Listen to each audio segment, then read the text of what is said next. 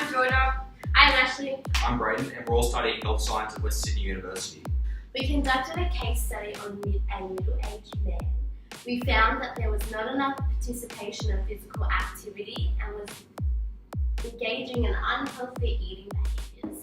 Our research found our participants' physical activity in both moderate and vigorous is below the recommended weekly activity. We also found the participant had a good intake of vegetables according to the Department of Health, where 5 to 6 serves are recommended. The individual consumes a high amount of processed meat and a limited amount of fruit. Our program is based on middle-aged men ranged between 40 to 60 who have a low level of physical activity participation and unhealthy eating habits. The aim of our program is to achieve an overall healthy lifestyle. We want to be able to create an environment that our group participants feel safe, brings confidence and creates friendships. We want to be able to reduce participants' BMIs by 5%. Whatever. Non-modifiable risk factors include age, gender and family history. According to the Australian Institute of Health and Welfare, between the ages of 35 and 54, 47.2% of males are overweight. It's a common trend within the age bracket due to risk behaviours such as excessive drinking and socio-cultural factors such as midlife crisis. Family history can include cancer, high blood pressure and cardiovascular disease, which can increase prevalence in individuals. Modifiable risks include being overweight, obese, excessive alcohol, being inactive, smoking and bad eating habits. Being overweight and obesity increases risk of cancer, angina and sleep apnea. A large alcohol consumption can lead to stroke, where oxygen is cut off from the brain. Inactivity can increase chances of type 2 diabetes and some cancers. It can also affect individuals' mental health. We all know smoking has huge risks associated, such as emphysema, lung and mouth cancer, and stomach ulcers. Bad eating habits can lead to tooth decay, high cholesterol, and being overweight. The plan is designed for males aged 40 to 60 years of age. The aim of the plan is to improve their nutrition, eat high quality foods, and reduce calories in order to lose weight and cut BMI. It has been designed to cut out processed meats, sweetened sugar beverages, processed sugar, foods with high amount of fats and salt. The foods are cut out because they don't provide us with essential nutrients and increase your risk of chronic diseases such as obesity, heart disease, and some cancers. It's important to drink lots of water and choose water as your first choice of beverage. Water helps maintain fluid balance and helps with digestion. Around 1 in 4 Australian men aged 40 to 60 exceed the lifetime risk alcohol guideline in 2014 and 2015. Once men reach the age of 40 to 60, they increase their alcohol intake. This can be deadly as it can lead to high mental health issues, which can then lead to more sedentary behaviour. Try and cut down as much alcohol as possible and stick to 4 standard drinks per week. So the recommended servings of vegetables is 4 to 5 veggies per day, and the recommended fruit is 2 to 3 per day. The meal plan has a range of different meals and snacks so it doesn't become boring. On Monday, you can see we have swapped out white bread and white wraps for whole grain. We've done this because whole grain is more fibre dense and has key nutrients and vitamins and healthier fats.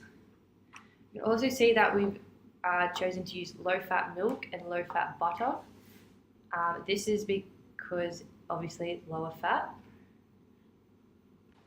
On Tuesday, you can see we've again swapped out the bread, the white bread for the wholemeal bread. We've also chosen to use low-fat milk again and low-fat cheese, obviously because it's lower on fat.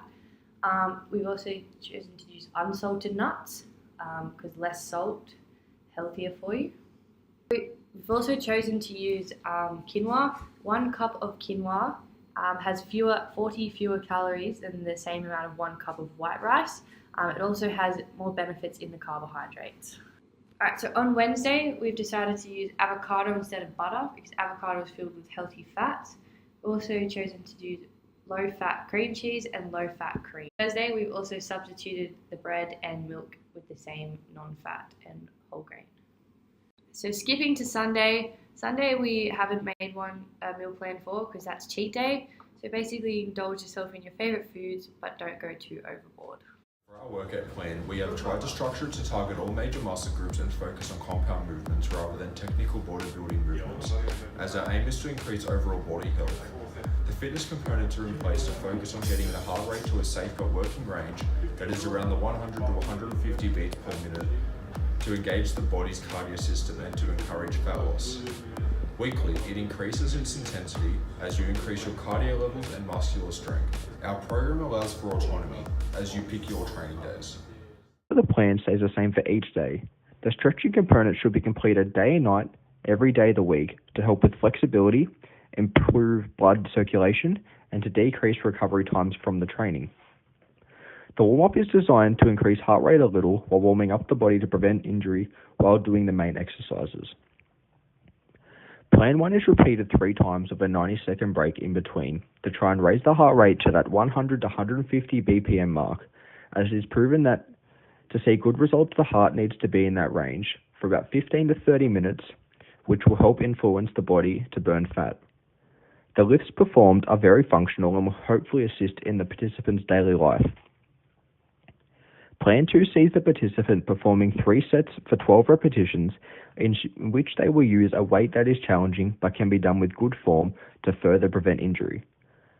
Over the 8 weeks, an increase should be seen in these lifts, meaning they should be increasing their lifting capabilities as they get easier to promote much more muscle growth. Plan 3 is cardio specific and should see the participant getting a much more raised heart rate than in any other session. Plan 4 helps with main leg strength and involves finishing with a relatively harder, quick cardio session, as skipping will help with power in the legs and with overall body conditioning. These 4 plans can be completed in any order within the 7-day week to allow the participant to have the autonomy to work it around their current lifestyle. On rest days, the participant should look to walk or swim, as swimming is good for recovery after training and requires no stress on the joints. Swimming is also an alternative option to the other cardio options for anyone with any injuries that inhibit them from doing any of the running or cycling activities. The use of a foam roller can be quite useful in relieving pain after a session and promotes better blood circulation. Oh, so now that the fun stuff is over. So the reason we've chosen this age bracket for our program, 40 to 60 years old, is because we can see an increase in CVDs, COPDs, and other health factors like bowel cancer, breast cancer, and other types of cancers. In our 8-week program, we aim to make our participants healthier. In our program, we aim to get all our participants to a healthier end to what they were to begin with. There is no weight loss goal, but we are trying to make them healthier within the program.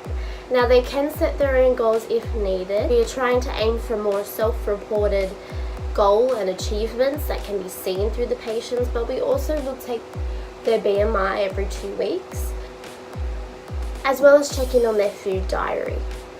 Now, the reason our program exists because there is an increasing trend of diseases and bad habits that happen in that age, especially with males. We see an increase of risk-taking behaviours such as excessive drinking. We see the increase of, like I said, CBD. So we want to change the element from cure to prevention. So we don't want them to get CBD and then we're trying to get rid of that cardiovascular disease. We want to prevent them from getting it in the first place. And I think that's really hard to achieve. And our program is inexpensive. We don't charge a lot. Our whole idea is that we're trying to reduce risk factors in this age group for males, 40 to 60s, middle-aged men. We want to try and break bad habits, whether it's smoking, inactivity, drinking, bad eating. We want to try and reduce that. So when they get to elderly ages, their risks are reduced, but they're also have those good habits that they can bring on into their later stages of life. Going back to the idea of instead of curing, going to prevention. Now that's actually a very good thing, not just for the individual but actually for the government. So it actually reduces the cost to the government by initiating prevention programs instead of cure.